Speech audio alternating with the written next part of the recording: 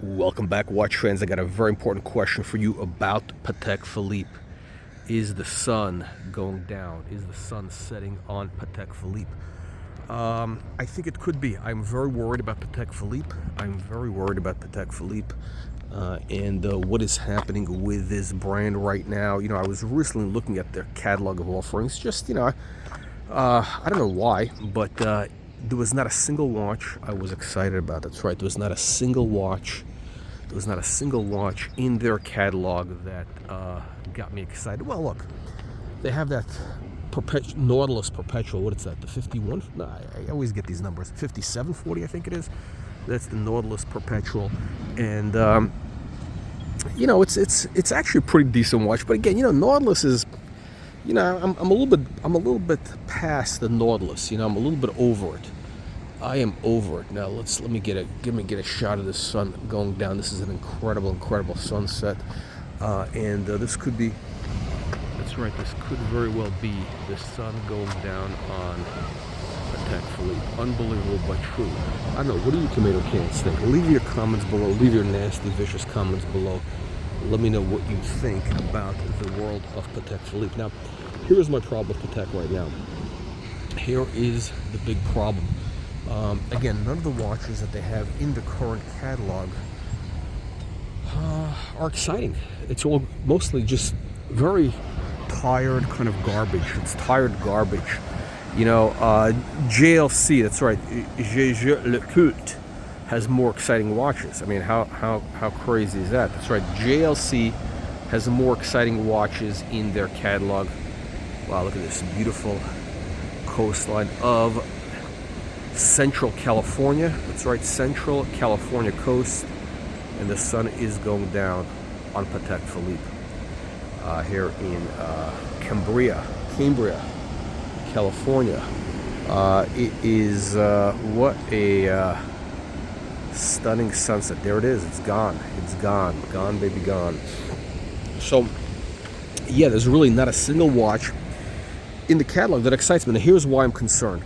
I have a big investment in Patek. Okay, look, I'm not like some of you guys who are multi-billionaires. I'm just a humble migrant, legal migrant, and I have a couple of watches. I have 4 Pateks. I have the Perpetual Calendar 3940. I have a Travel Time, and I have 2 dress watches. Simple. Like an Ellipse, of course, an Ellipse, a 70s Ellipse, and a Gondolo. I think it's early 80s. And what concerns me is this. And by the way, this is why I'm making this video, so that you tomato cans can understand what this is all about.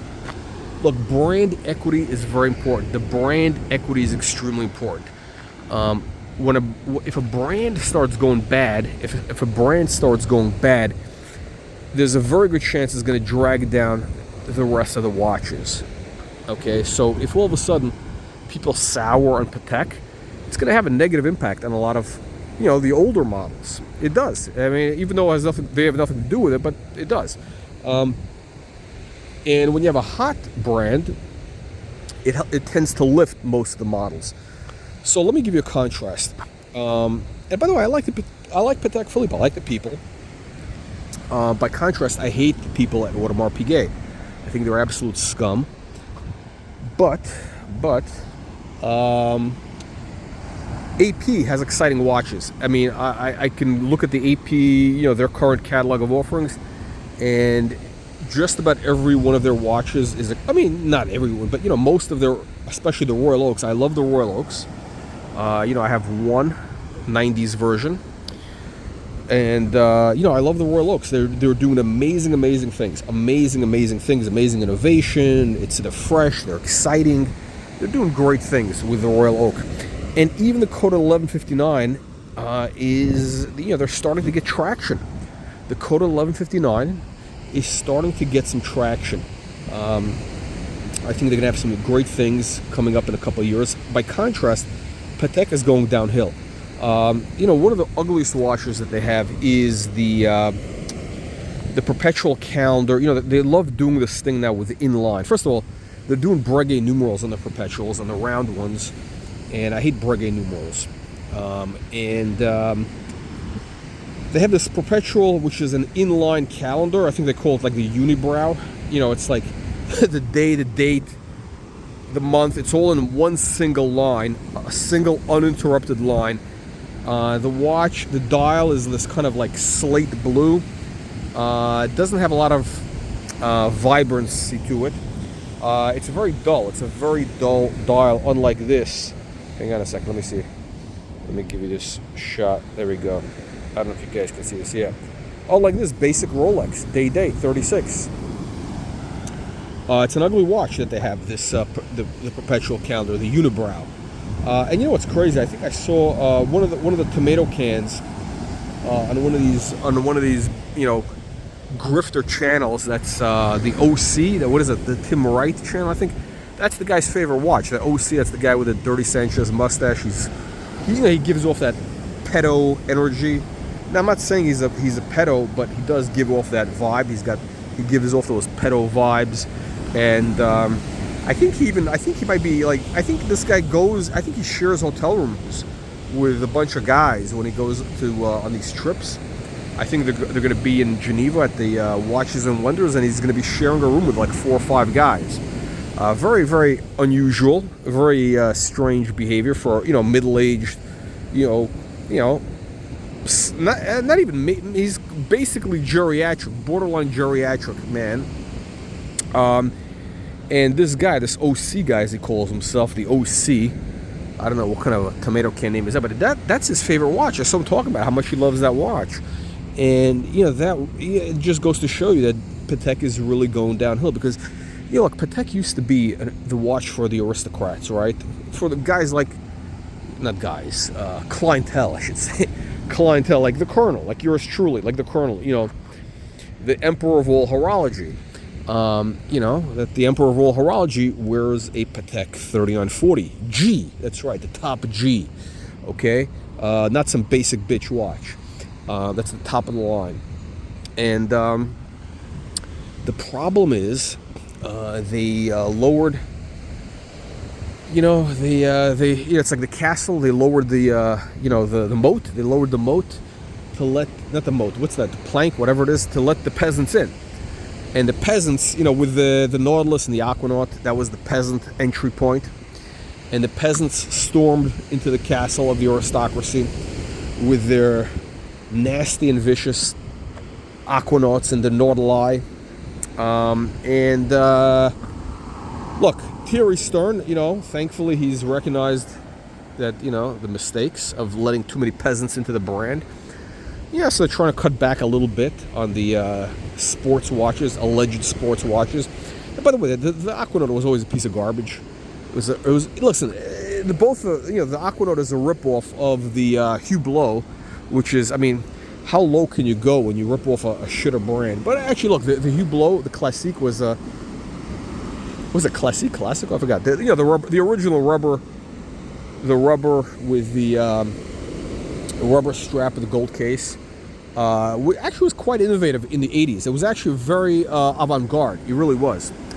Of course, Aquanaut ripped them off. And of course, we know that the Nautilus itself is a ripoff of the Royal Oak. That's right. Gerald Genta was asked to make a knockoff of a Royal Oak, but for Patek. And listen, it's pretty nice. It's not as good. It's not as good as the Royal Oak. And this is what bothers me. I hate the people at Audemars Piguet. Yet all their watches are incredible right now. We're talking about the Royal Oaks. We're talking about the code 1159. Those watches are all amazing. The current Patek catalog leaves me uninspired. It's very bland. It's boring. Again, you got that unibrow watch with a dull blue dial, a slate blue dial, and which is very boring. With that stupid unibrow look, which is, I mean, I don't know, is it a modern watch? I don't know what they're trying to do. The watch makes absolutely no sense. It's so ugly and boring. They got, what else they have? They have, they got a couple of weird complications with like stupid engravings. The one thing that they're doing, which actually is unique, which I do like, but it's not really my thing. I wouldn't buy it, but I do appreciate it. Is the handcraft line? I did a video about that. What is it? That pocket watch thing they're doing. Ironically, the pocket watch is interesting, right? The pocket watch with the duck or whatever that is, the some sort of water bird, whatever it is, a goose, whatever. Beautiful, beautiful bird, beautifully painted. Oh, not painted. Excuse me. It's marquetry. It's marquetry. It's incredible. It's an incredible piece of art. Literally, it is like a masterpiece. But that's it. Everything else that they have is, kind of dull and boring, uninspired, and I'm concerned that it's going to drag down the value of the brand equity. Look, what happens, my friends, is when a brand starts to go bad, it drags down all the watches with it. Or it definitely affects value, definitely does affect value. And I'm concerned that the value of my holdings, my Patek portfolio, the four Patek portfolio, could be negatively affected just when the 3940 started to get some traction. It's been picking up. Look, by the way, you would have known about this if you were a subscriber to our newsletter. That's right, the newsletter. The sleeve keeps popping down. I gotta get rid of this fleece thing here. But yeah, if you were a subscriber to our free newsletter, click the link in the video description below to get access to the Watch Reporter weekly newsletter. You would have known to get into the 3940 a couple of years back, and even as recently as 2-3 years ago. Look, time flies. Time does fly.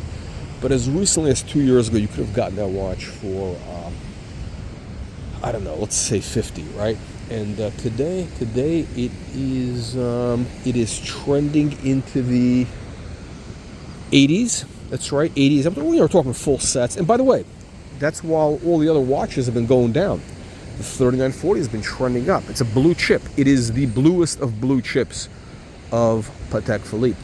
So the 3940 has been going up, and I think it's going to be a six-figure watch in the next year or so. All the tomato cans are all aflutter about it. You got the grifters. I'm talking about, I just saw a video with that guy, Analog Shift and John Reardon, the two grifters. John Reardon and whatever, Analog Shift, whatever his name is, whatever the guy, the guy with the dirty Sanchez mustache. He was all into the 3940 and whatever. They both agree that is the best watch, especially the G. Well, actually, no, I think they like the yellow, but whatever. But that is the best watch of the Patek ever made, to be honest with you. But I'm concerned that if they keep putting out these garbage watches, these peasant watches, it might damage the brand. And I don't want to get dragged down into the world of peasants. Imagine if a lot of these peasants start to buy the new Pateks, and they are starting to buy. The problem, what happens is when these peasants start buying Patek Philippe dress watches, it's going to drag down the value of the brand. Look, not to be too controversial, but any of you guys have been around for a while. Do you remember what happened with the brand? This is a cautionary tale. Tommy Hilfiger. That's right. Tommy Hilfiger was actually in the 80s. It was right up there with Ralph Lauren, right? But then all of a sudden they started attracting, how shall we say, in polite terms, the wrong sorts of clientele. Tommy Hilfiger all of a sudden started attracting the wrong types of clientele, and their brand was dragged down and never really recovered. I mean, it kind of became a D-list brand. And it could have been, a great brand. I'm talking about, in commercial terms, So the same thing could happen with Patek Philippe. Patek Philippe could become the next version of Tommy Hilfiger if they start attracting that wrong clientele. And which is what I believe they're going to do with the new watches that they have. I mean, we're seeing these guys like that OC guy from Tim Wright, the pedal-looking guy with the dirty Sanchez mustache. talking about Patek. I don't want guys like that talking about watches I own. No, I mean, like, not only do I not want them owning it, I don't want them even knowing about it. That's the problem with Patek. Like right now, it's attracting the wrong element with some of their nasty and vicious designs. But I don't know. Let me know what you guys think. Leave your comments below. Share your thoughts. And make sure to click the like, subscribe button, and get our free newsletter. Click the link in the video description below to get our newsletter. And here is to your success, my friends.